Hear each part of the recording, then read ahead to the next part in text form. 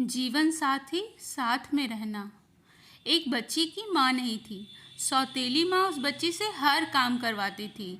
4 बजे भोर में वह बच्ची जागकर स्कूल के समय तक हर काम करती थी। उसके बाद स्कूल जाती थी। सौतेली माँ अपने बच्चे को टिफ़िन देती थी, लेकिन उस बच्चे को टिफ़िन भी नहीं देती थी। लेकिन बच्ची को कोई ऐतराज़ नहीं था। पिता कभी कभार महीने में कमाकर घर आता था। उस बच्ची की सौतेली माँ काफ़ी मान जान करने लग जाती थी उसके पिता के सामने, पर उसके पिता के जाने के बाद फिर वही कार्य करवाने लग जाती थी। बच्ची पढ़ने में तेज़ थी, धीरे धीरे बड़ी हो गई।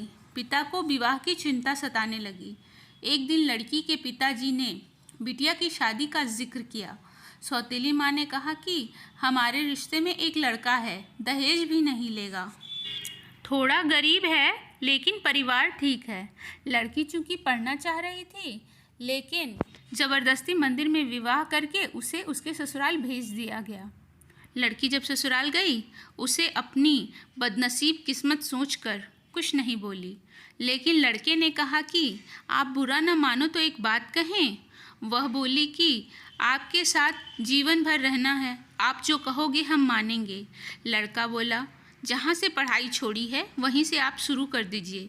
हम गरीब ज़रूर हैं लेकिन गंवार नहीं हैं। लड़की अपने पति का पैर पकड़ कर फफक कर रो दी। लड़का दिन रात मेहनत करने लगा। लड़की दिन रात पढ़ाई में मन लगा दी। लड़की एक बड़े शहर में रहकर IAS की तैयारी करने लगी। लड़का कमा कमा कर पैसे देने चला आता था। लड़कियों के हॉस्टल के बाहर वह उसे पैसे दे दिया करता था और फिर पुनः घर वापस चला आता था। लड़की IAS में सिलेक्ट हो गई। वह IAS की ट्रेनिंग पर चली गई और किसी दूसरे प्रदेश में DM बन गई। संयोग से लड़का पता लगाकर जब वहां पहुंचा तो लड़कियों की सारी व्यवस्था देखकर लड़का खुद शर्मिंदगी खाने लगा और वह मन बना लिया कि हम खुद इनके ज़िंदगी से दूर हो जाएं। लड़के की माँ की तबीयत खराब थी। लड़का हफ्ते भर मिलने के लिए प्रयास कर रहा था, लेकिन कोई मिलने नहीं दिया। ठंड का मौसम था। DM साहिबा का कंबल वितरण का होर्डिंग लगा था।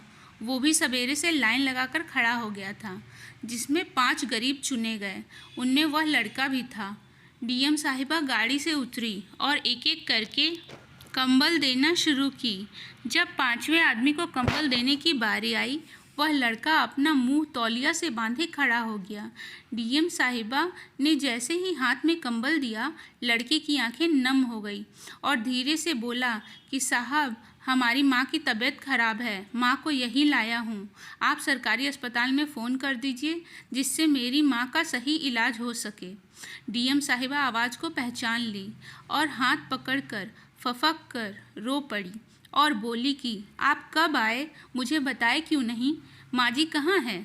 तो उसने इशारा किया। इतने में वह खुद चल दी। अपनी गाड़ी में सबको बैठाकर अपने आवास ले गई। तत्काल सबके ठंडक के कपड़े खरीद कर लाई। लड़का बोला कि आप बहुत बड़ी अधिकारी हो गई हैं। लड़की बोली, तो क्या हुआ, आप हमारे पति थे और हैं। आप लोग को हम कैसे भूल जाएंगे?